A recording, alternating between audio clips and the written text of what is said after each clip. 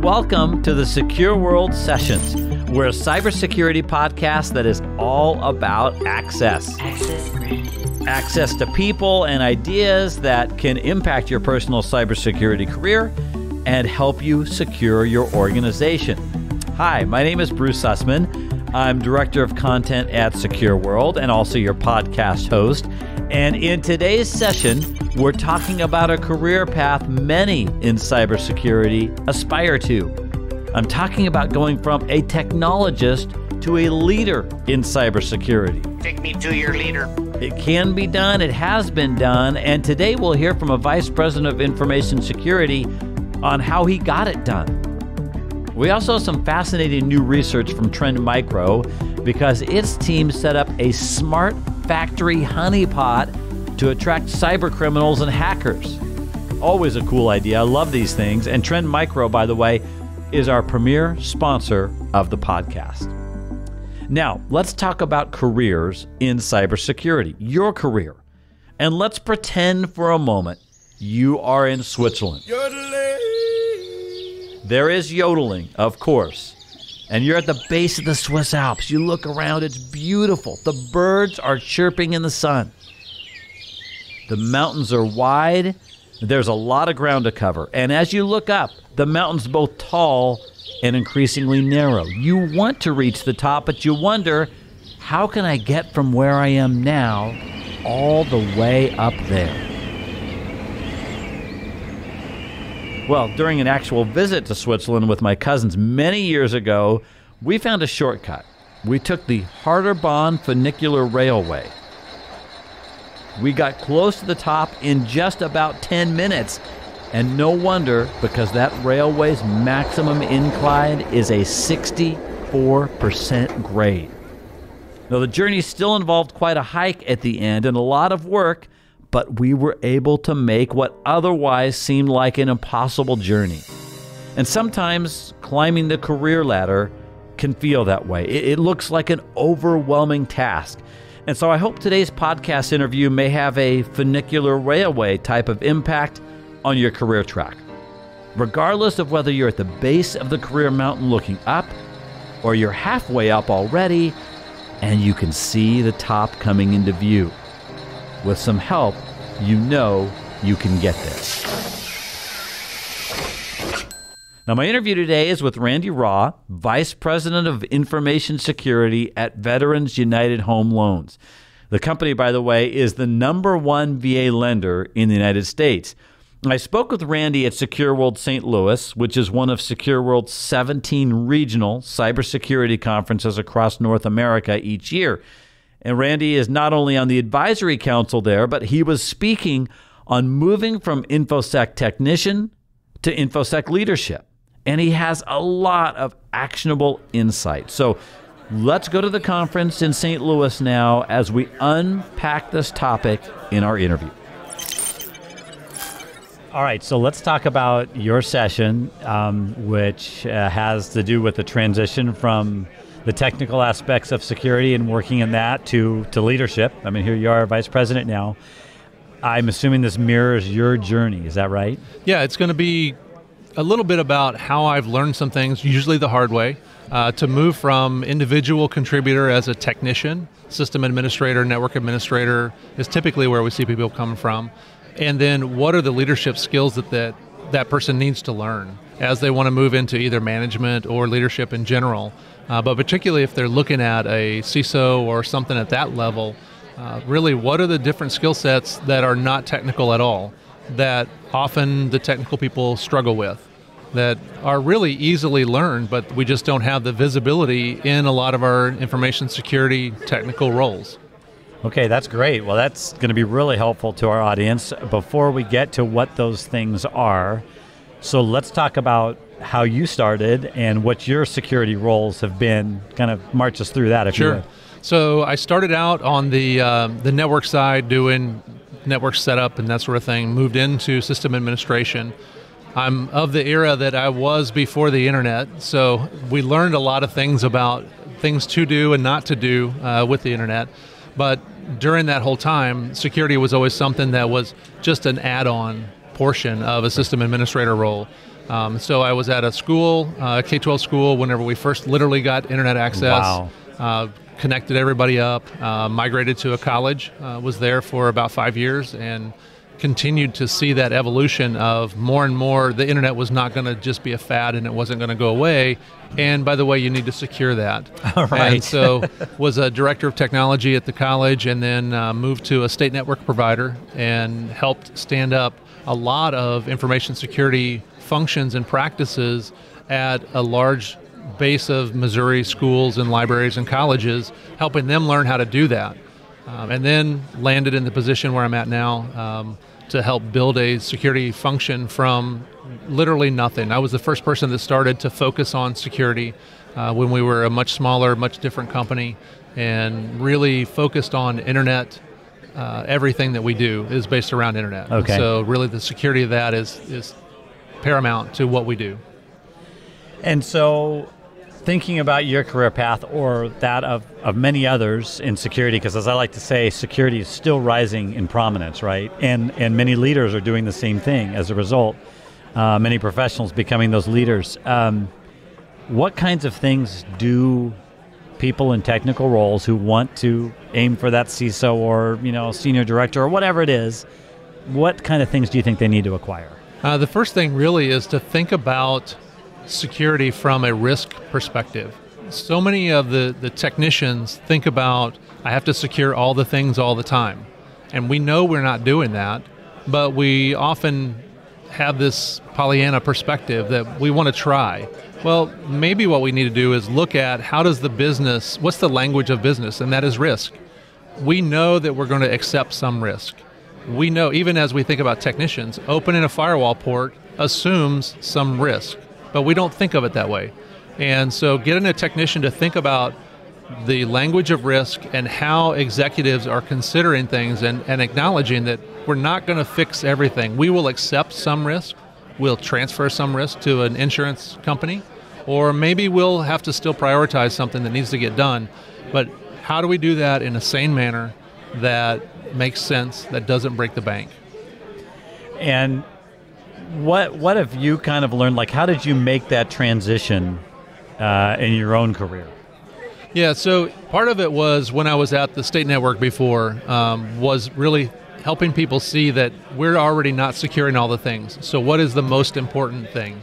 And particularly being in government and education entities, they didn't have budgets that were sufficient or leadership that even understood. Because in government education, we have a different perspective on risk oftentimes than we do in for-profit companies.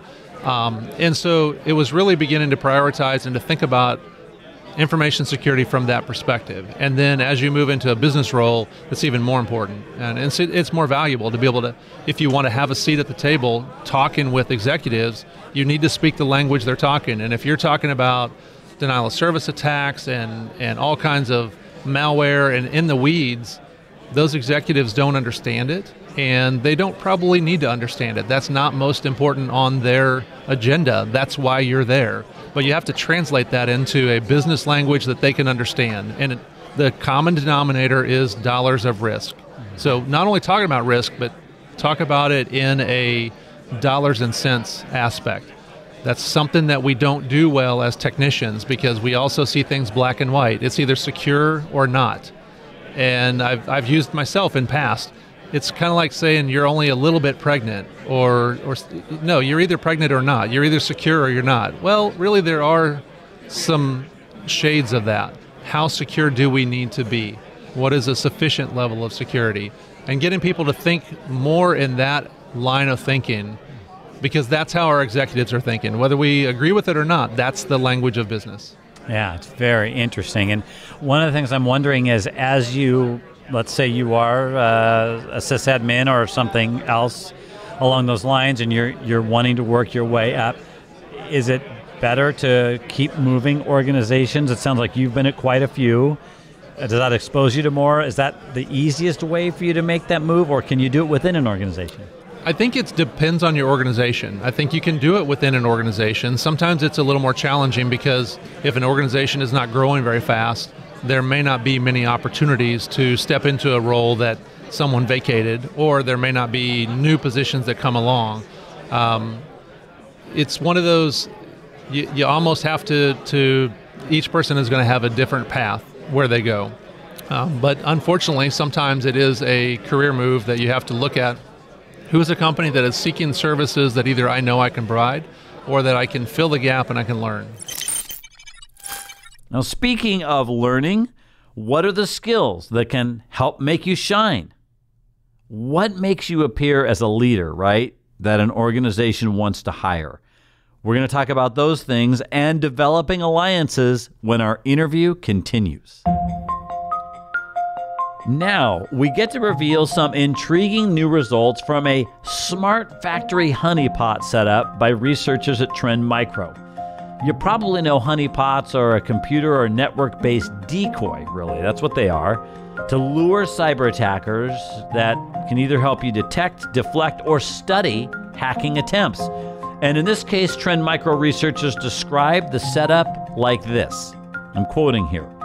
We designed our pure production honeypot to mimic a real system, including programmable logic controllers, a human-machine interface, and other components of an industrial control system. And we then created a cover company for this faux factory, including real human employees, working contact channels, and a client base composed of large, anonymous organizations from critical industries. That's the end quote there. And you can imagine how attractive something like this would be to hackers. So what kinds of things happen? Well, I can't talk about all of it. We don't have time, but here are a few highlights. Hackers installed crypto miners onto the network. Several caused system shutdowns, several of the attacks.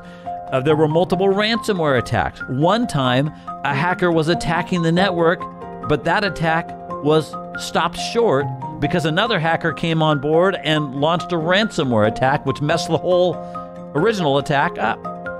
Very fascinating, isn't it? There's much more, but those are just some of the highlights as I was looking through the report. All of this leads us to today's Trend Micro Top 3. Number 1, ransomware actors continue to regularly search for, find, and target networks. Number 2, organizations utilizing human-machine interface software should ensure their systems are hardened, especially if they utilize VNC or virtual network computing. That's one of the things that the researchers learned in this case. And number 3, as an organization, you need to be cognizant that you will be attacked by many actors with many different motivations. Another thing that the Smart Factory Honeypot research clearly revealed. Trend Micro is our premier podcast partner, and I'm putting a link to this research in the show notes. I don't know about you, I can never seem to get enough of research like this. It's just fascinating to read, and it gives you some insight into the mind and the behavior of attackers. Today, we're talking with Randy Raw, Vice President of Information Security at Veterans United Home Loans. And we've already covered some serious ground about his career track and his move from cybersecurity technologist to cybersecurity leadership. So now let's continue our interview as we get into some specific items that can help you advance along a similar career track. And what would you say right now as you look at the skill sets that those who go into cybersecurity leadership need to have? What would you put on that list? Do you have some hot items? Yeah, so again, thinking about risk. Right. But also from just a pure leadership perspective, if you're going to be leading people, emotional intelligence is really, really important, especially with newer generation employees. And it's not that it wasn't important with older generation employees, but you could get away with a more directive approach. Just tell somebody what to do and they would go do it. That doesn't work as well with younger employees. And I'm hesitant to call out any particular generation. We won't call out that M generation. No, We're not doing that. Well, because Gen Z is coming right along behind them, exactly. and they're maybe further down that scale of looking for non-directive instruction instead of directive instruction. But even that is, what does that mean? How does that look? I had a conversation with a person this week where he was talking through some of that, and a light bulb came on of, this is why I haven't been successful with one particular team. Wow. Because I've been doing only directive instruction with them. Haven't explained the big picture why to a point where they understand it. Because the young generations, they do value responsibility. They want to own things, but their definition of ownership is very different than those of us that have been around for a while. And some of it's just a nuanced change of language and a change of approach. Some of it is pretty significant, but emotional intelligence and understanding that, understanding more about how the brain processes what we do and the why, being able to connect with people. And that's another challenge, particularly with security people. We tend to be much more of, give me my computer and don't make me talk to anybody. Right. And in that role, as you move into a leadership role, you're going to need to have business partners within the business that you talk with. And if you can't carry on a conversation with them and understand their portion of the business and what their pain points are, they're not going to understand or care about yours. And so even with security awareness efforts that you do, we see people getting thwarted all the time because they just don't have business relationships where they can go to someone and say, I need to talk with your employees about the importance of phishing, or I need to talk, your employees are getting this sort of an attack leveraged against them all the time. Let's have a quick conversation with them. And if you don't have a relationship, they're just going to say, no, I'm not going to do that. Right, so you've got to kind of develop those alliances. Yep. And the only way you're going to do that is if you're speaking a language that everybody else understands. Yes. It kind of comes full circle. Yeah. Interesting, yeah. Some of the things, too, around strengths finders, of people acknowledging, I have certain strengths, and there are certain things I don't have strengths. So how do I surround people in my area with those that are strong in areas I'm not? Mm-hmm. Or how do I go partner with somebody who has those strengths that can help me? One of the things that we see a lot of people that are very strong in is strategic strengths and execution, not so much in relationships or particularly influencing. And so when you evaluate that, it's really no wonder that we really have a hard time with security awareness, because that is all about influencing people. Right. But if we don't have that strength and that's not top of mind, we just miss an opportunity that's there. And what I hear you saying is that doesn't mean you're stuck there, because you can acquire these skills. Yes, yes. And that's mostly the content of my presentation, is talking about that, and not even talking about it from an information security perspective, because I think the skill sets that I cover are across the board. They're general leadership skills that no matter whether you're an information security specialist or you are in IT, a developer, or you're just in the business line. We see that same thing in some of our business leaders, is they need to understand the same soft skill set of how to communicate with their business partners, but then also with IT, because there are very few companies that don't have a significant IT underpinning. And right, everybody's an IT company now, right? They are. You know, we used to joke about these people were IT companies and these people were something else. Well, no, every company is an IT company. Everything runs on something IT. We've all got mobile apps. We've got infrastructure. Everything connects back somewhere. And so bringing those business partners along and helping educate them to help the company move forward. Information security needs to be part of an innovation strategy. You can't be the no people. If you say no too many times without good reason, they're going to go around you, because there's so many opportunities and other solutions that take the place of what you're doing, and that's not where you want to be. Mm-hmm. Yeah, that's fantastic. Well, thank you so much for all of your insights on this, and I'm just curious, I know that you've probably got a million things on your to-do list at your shop, but here you are on the Advisory Council in St. Louis and speaking at SecureWorld. Why do you believe collaborating makes a difference? Because clearly, if you didn't, you probably wouldn't be here. Right. So we're only going to get better if we help each other. We know the enemy that we're facing collaborates. And we often, probably with wrong reasons, don't collaborate nearly enough on the good guy side of things. But there's also a real good sense of satisfaction of helping somebody else. If you help enough people get what they want, then you're going to get what you want. And sometimes that means extending yourself beyond your company, your boundaries, but understanding that truth, that it's about how do we help each other? How does the rising tide raise all the boats? I used to have a boss that used that all the time, and I really truly believe that, of sharing information, sharing knowledge, Obviously with some boundaries around it, but helping everybody get better is going to help us all. I really believe what he is saying there, don't you? Helping everyone get better is going to help us all. That is so true in security. So thanks, Randy, for your leadership, and also thanks for sharing the lessons that you have learned, which can help others on their cybersecurity career track. Now, all the best to you on your career trajectory. And if by chance you get to Interlaken, Switzerland, be sure to check out the Harderbahn Funicular Railway and pack a picnic lunch for when you do reach the top. Now, a quick question. What has worked in your career?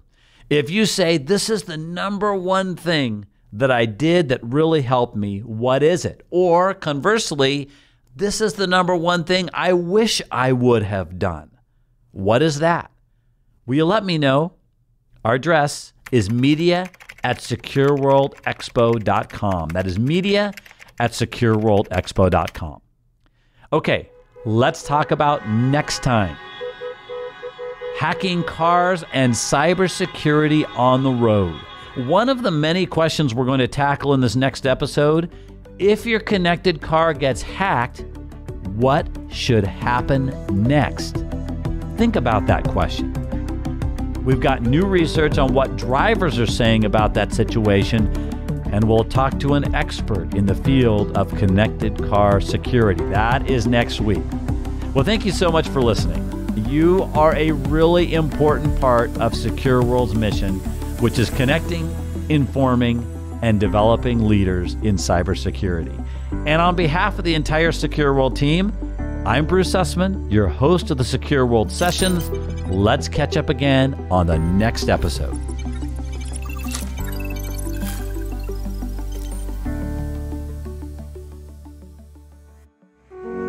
You're the